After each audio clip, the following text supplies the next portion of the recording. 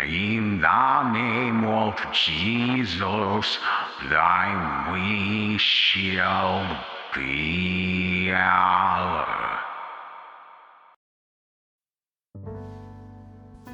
Hello, ladies and gentlemen, brothers and sisters in faith. Today I stand before you to discuss a topic that transcends religious boundaries and speaks to the very essence of our human existence, the concept of cleaning our karma. Well, the notion of karma originates from Eastern philosophies. Its principles can be understood and applied by Christians and people of all beliefs.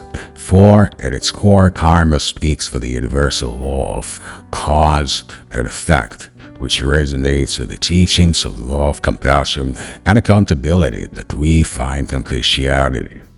In the Christian tradition, we are taught that our actions matter, that they have consequences not only in this life but also in the life hereafter.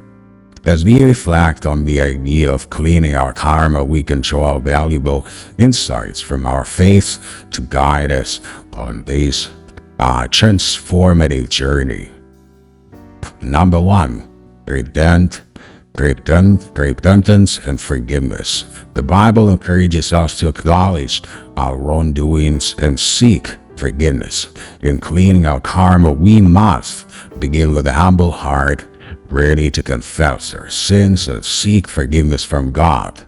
When we ask for God's forgiveness, we start the process of cleansing our souls and mending our relationship with Him. Love and compassion. Jesus taught us to love our neighbors as ourselves and to show compassion to those in need. In cleaning our karma, we should strive to replace negative actions with acts of love, kindness, and compassion.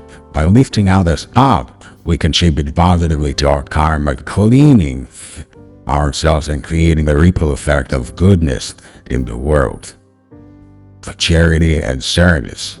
Christian charity is not just about giving to the poor, it's about serving others with a selfless heart. By engaging in acts of service and helping those less fortunate, we purify our intentions and actions. Such acts can cleanse our karma and bring us closer to the divine. Number four, prayer and reflection. Regular prayer and self-reflection are essential in our journey to clear our karma. Through prayer, we communicate with God, seeking His guidance and strength to overcome our weaknesses. Self-reflection allows us to identify areas where we need improvement and take steps toward change. Seeking God's will. Number five, seeking God's will. As Christians, we believe in surrendering to God's will. When we align our lives with His purpose and believe in accordance with His teachings, we naturally begin to clear our karma. Trusting in God's plan and obeying His commandments leads us on the path of righteousness. Number six, reconciliation. Reconciliation is important. The Bible teaches us to reconcile with those we have wronged.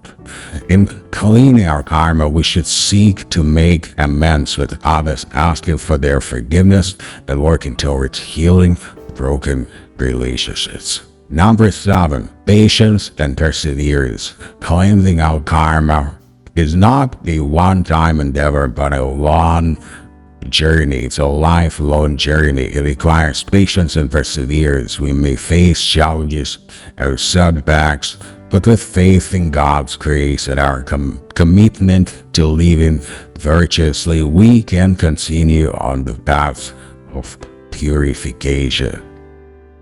In conclusion, I would like to say that cleaning our karma is not just about escaping the consequences of our actions, but it is a spiritual journey of transformation and growth. As Christians, we are called to reflect the love and grace of God in our lives and to be agents of positive change in the world. By following the teachings of Christ, seeking forgiveness, and striving to live With love, compassion, and accountability, we can indeed clean our karma and draw closer to God's divine presence. May God bless us all on our journey of spiritual cleansing and renewal. Amen.